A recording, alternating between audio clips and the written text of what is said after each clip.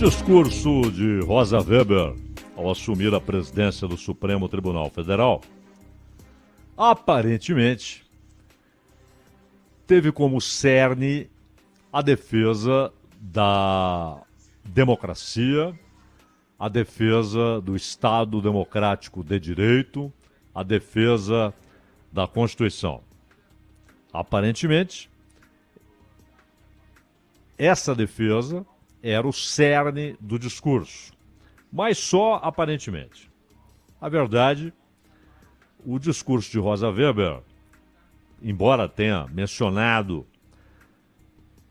esses pontos, ele foi, acima de tudo, um discurso corporativista, um discurso em defesa não do Supremo como instituição, mas desta e da anterior composição do Supremo Tribunal Federal. Ela defendeu a democracia, óbvio, o Estado de Direito, repudiou o que chamou de intolerância e o que chamou de discurso de ódio. E aqui há alguns pontos já de cara importantes, porque Estado de Direito é uma expressão que tornou-se banal, né? As pessoas têm usado com frequência. Em defesa do Estado de Direito, é preciso preservar o Estado de Direito, é preciso garantir o Estado de Direito. Essas frases vão sendo repetidas à náusea por todo mundo, até por quem ataca o Estado de Direito. E ele é de fato essencial. Sem Estado de Direito, é uma piada falar em democracia real. Sem Estado de Direito, é uma piada falar em garantias individuais, de minorias, da maioria. Sem o Estado de Direito, é uma fantasia. Você tem o cidadão desprovido, privado de seus direitos essenciais. Você tem o povo privado de direitos essenciais. E só há Estado democrático de direito com independência dos poderes, ainda que não haja a idealizada harmonia entre eles, mas a independência é vital. O que acontece nas ditaduras? O poder judiciário é sequestrado e vira um braço da ditadura, do Estado totalitário ou autocrático, são coisas diferentes. Autocracia e totalitarismo, mas ambos são sistemas ditatoriais. Se você pegar a Venezuela no chavismo, o Peru de Fujimori, a Hungria do Orbán, estados autocráticos, ou se você pega o regime totalitário como o da China, da Coreia do Norte, na Polônia ainda há uma resistência tremenda, embates partidários, mas também, de certa forma, houve perda de autonomia do judiciário. Qualquer estado autocrático ou, obviamente, totalitário faz do judiciário um departamento da ditadura, controlada, claro, por um partido, por um grupo, por uma oligarquia, sempre, obviamente, com apoio das Forças Armadas, porque não há ditadura sem apoio de armas, ou então um fenômeno novo, que é o totalitarismo brando, que é aquilo que tem crescido na Europa Ocidental, no Canadá, nos Estados Unidos. Parecia inimaginável, né, que Reino Unido e Estados Unidos tivessem o crescimento de um Estado totalitário, porém um totalitarismo brando, que não está escorado em armas, em tanques, em fuzis, mas no controle do discurso político, na censura dos divergentes, dos oponentes, dos que pensam de maneira diferente. Uma censura que não está na lei, óbvio que não, mas que é imposta por partidos, por grupos políticos e pela mídia militante, pela mídia panfletária, e eles acabam impondo às gigantes de tecnologia que participem desse controle, dessa censura, e é o que está ocorrendo nos Estados Unidos, no Canadá inclusive com ataques físicos, bloqueios de contas de quem se opõe ao ditadorzinho Trudeau. E até na Itália, na Suíça, no Reino Unido, já há manifestações desse totalitarismo brando. Nas ditaduras clássicas, né? Seja uma autocracia, seja um Estado totalitário, como é o caso da China, da Coreia do Norte, ou nessas autocracias, como na Hungria, como está sendo construído na Polônia, como na Venezuela, no Peru de Fujimori, né? Você tem o sequestro do Poder Judiciário. Então não há democracia real sem Estado democrático de direito. Não há. É claro que cabe aos integrantes do Supremo a defesa permanente do Estado democrático de direito, da autonomia do Poder Judiciário, porque sem isso não há democracia, não há direito.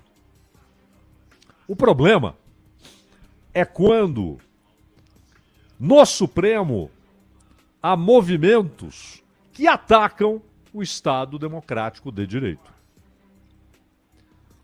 Porque ataques a direitos fundamentais, ações inconstitucionais, se partem da principal corte nacional, isso é muito grave. Então Rosa Weber e qualquer um que chegue à presidência do Supremo faz muito bem em defender o Supremo, a instituição, a sua importância vital para a democracia, para o Estado de Direito. Mas outra coisa, quando ela fala, por exemplo, em ataques injustos ao Supremo, é preciso separar ataques injustos ao Supremo de ataques ou de críticas a integrantes do Supremo. Porque eles são passíveis de crítica.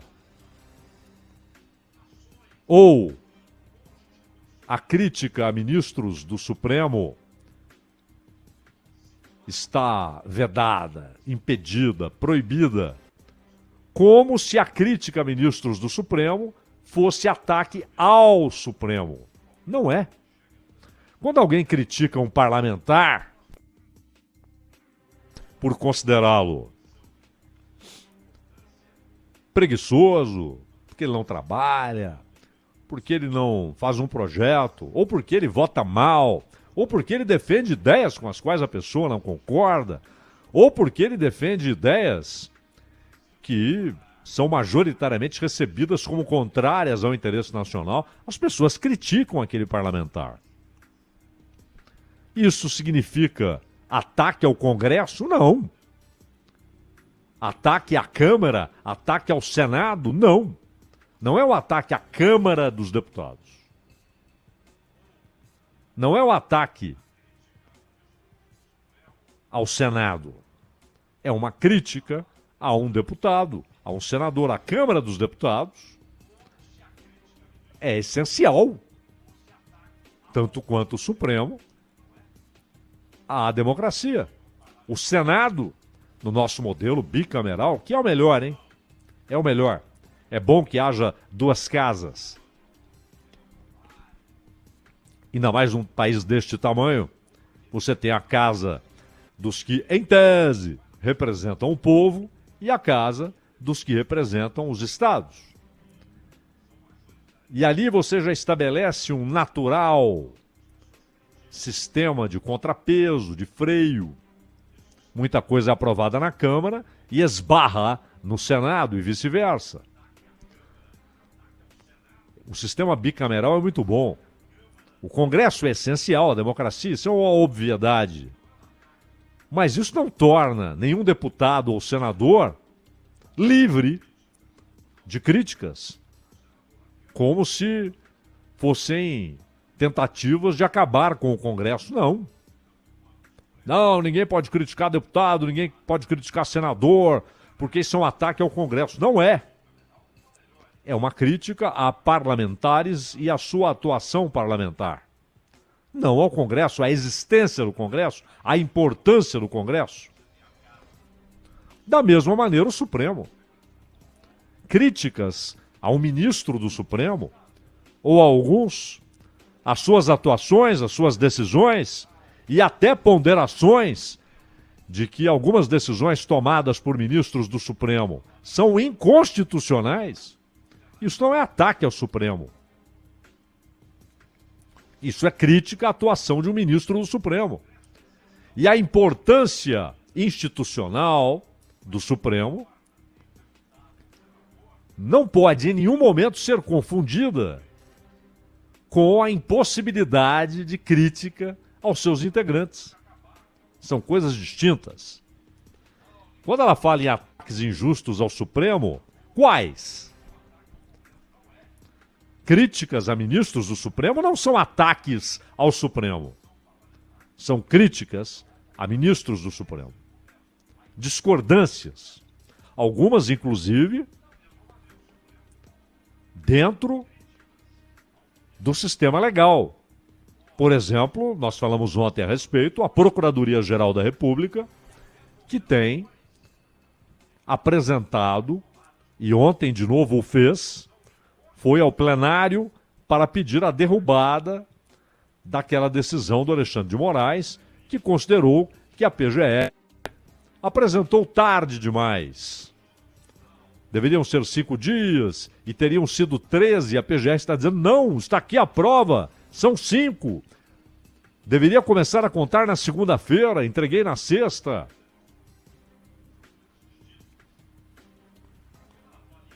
E o mérito, porque a PGR alega que Alexandre de Moraes está cometendo ilegalidades na condução de um inquérito. Isso é muito sério. Na corte, que é sustentada pela sociedade, é mantida pela sociedade, para defender a Constituição, para dar a palavra final sobre o que é e o que não é constitucional, o ministro toma decisões que a Procuradoria-Geral da República está chamando de ilegais. É muito sério. Por ferirem, inclusive, princípios constitucionais, sim, a Constituição, a que deve ser defendida pelo Supremo. É para isso que o Supremo existe. Rosa Weber falou em tempos perturbadores na vida institucional do país. E aí é importante frisar de onde partem as perturbações. De onde partem as perturbações? Ora, partem do Executivo. Ora, partem do Legislativo. Mas, infelizmente, ora, partem do Supremo. E, às vezes, até do STJ, o Superior Tribunal de Justiça. Que é a terceira instância, né? A anterior ao Supremo. Ora, toda perturbação à ordem, toda perturbação à, como disse Rosa Weber, vida institucional do país, é ruim. Mas até por isso, os que têm compromisso legítimo, compromisso real, verdadeiro com o Estado de Direito, devem combater a perturbação institucional, venha ela de qualquer desses poderes. Se vem do Executivo, é preciso combatê-la, e muitas vezes vem. Se vem do Legislativo, e muitas vezes vem, é preciso combatê-la. Mas se vem do Poder Judiciário, particularmente, da sua principal corte, também é preciso combater essa perturbação. Bom, Rosa Weber, ela tem muitas qualidades que são importantíssimas para o ministro Supremo. Há um episódio, inclusive, que mostrou essa qualidade especial, que é a clara ideia de que o Supremo é o pleno. Nenhum dos ministros, isoladamente, personifica o Supremo. Representa, faz parte, mas não é o Supremo. O Supremo não é a turma, nem a primeira, nem a segunda, não é o decano. O Supremo é o pleno. Eles todos se manifestando, julgando. Ali está o Supremo. E vejam o que aconteceu no caso da possibilidade de prisão depois de condenação em segunda instância. Em 2016, o Supremo Tribunal Federal formou maioria e decidiu que sim, há a possibilidade para prisão depois de condenação em segunda instância. Possibilidade, não é obrigatoriedade. Condenou em segunda instância, preso. Não. Abriu-se a possibilidade. O que o Supremo disse foi: não é inconstitucional a possibilidade de prisão depois de condenação em segunda instância. A Constituição não proíbe. Isso foi em 2016. Depois disso, houve ocasião em que Rosa Weber tinha a palavra final sobre o tema, mas não num julgamento para definir a constitucionalidade.